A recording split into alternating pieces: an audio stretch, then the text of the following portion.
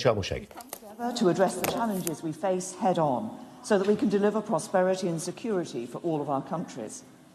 I've had constructive discussions with King Salman of Saudi Arabia, the Emir of Kuwait, Prime Minister Hariri of Lebanon and others on issues such as migration, the crises in Yemen and Syria, instability in Libya, the evolving threat from Daesh and the Middle East peace process.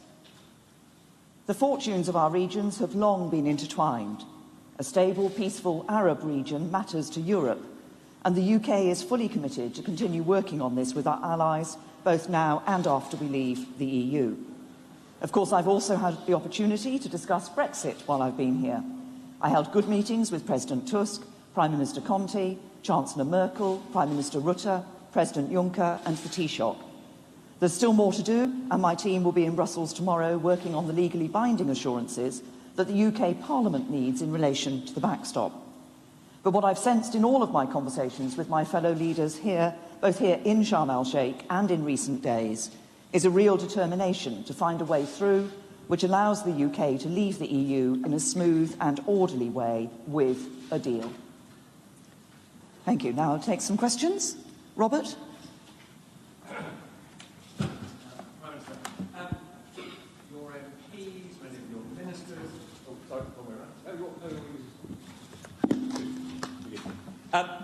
Prime Minister, your MPs, many of your ministers, EU leaders, none of them are convinced that you can get a deal negotiated that would allow us to leave the EU on the 29th of March. Why are you so resistant to the idea of delaying the UK's exit? Well, look, an extension to Article 50, a delay in this process, doesn't deliver a decision in Parliament. It doesn't deliver a deal. What it does is precisely what the word delay says. It just delays the point at which we come to that decision. And I think that any extension of Article 50, in that sense, isn't addressing the issues.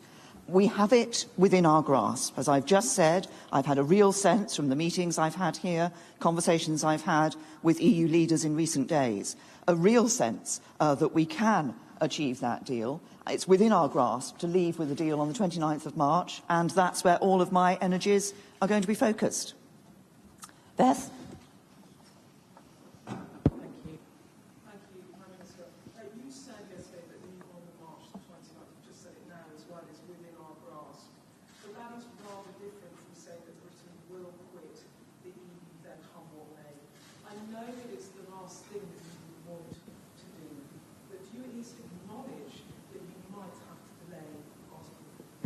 Look, what we're working for is to deliver what Parliament asked us to do, which was to address the issue that they have a concern about in relation to the backstop.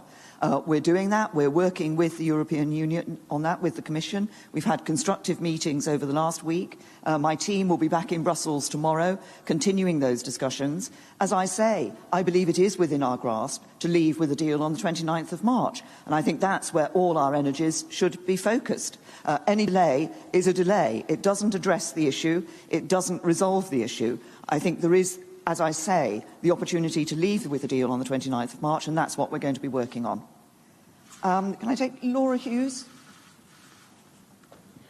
Prime Minister, you're going to have this meaningful vote on the 12th.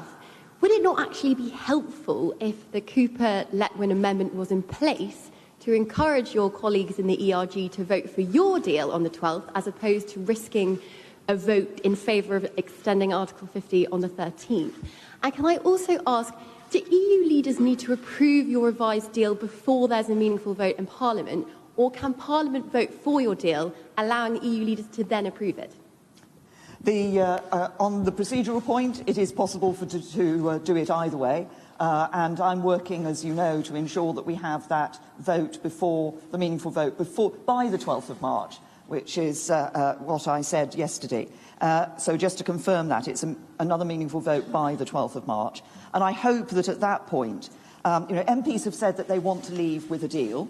And I hope that at that point, that vote is the moment when Parliament does come together and agrees to deliver the verdict of the British people. That's what this is about. It's about delivering the verdict of the British people. And I think at that point, it's important that MPs look at the decision that is in front of them and the decision as to whether to deliver on the result of the referendum, and to do that in a smooth and orderly way, to do that with a deal. Jason? Thank you. Jason Groves from the Daily Mail. We know that some of your ministers want to vote for Yvette Cooper's amendment on Wednesday. Will they have to resign to do that, or could, in the extraordinary circumstances we're in, could they somehow remain in government and vote against government policy? Look, first of all, we haven't actually laid the motion for Wednesday yet. We haven't had amendments to that motion. We don't know what amendments are going to be selected for debate in the debate on Wednesday. What I will be doing, obviously I'm making a statement to the House tomorrow to update members of the House of Commons as to where we are in the negotiations, and we'll be making clear that we have been making progress, we've had positive and constructive discussions, and as I say, when we next bring the meaningful vote back, I think it's important that people focus on the question as to whether we want to deliver on the result of the referendum and do that in a smooth and orderly way, leaving with a deal. We're ensuring that we're working hard to address the concerns that Parliament has raised, and we'll continue to do that and then bring a meaningful vote back to Parliament. Laura?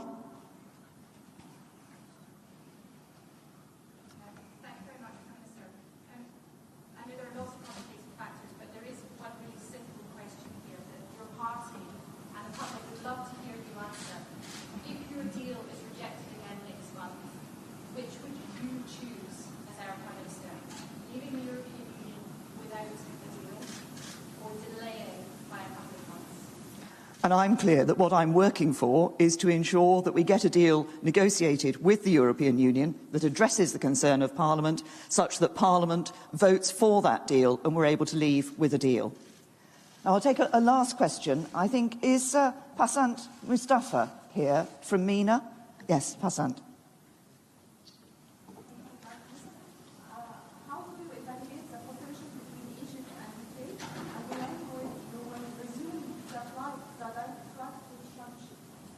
Well, thank you. First of all, I'd like to say thank you to President Sisi and the Egyptian people for the very warm hospitality that we've all been shown here over the past 2 days, but also for hosting what I believe has been a very valuable summit, the first summit of its kind, and very important.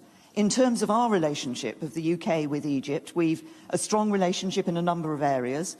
We're working together on important issues in the region and to address the shared challenges we face, like the threat from terrorism. And we also we have partnership in areas like health and education, which I know are priorities for the President. So we're invested in Egypt's future, we're committed to working in partnership with the country, and we want the people to flourish. On the issue of flights, our position is clear. The security of British nationals is our top priority. Of course, we understand the importance of the issue for Egypt, and while we haven't yet concluded that it's right to lift the restriction on flights, we continue to keep that under review. Thank you.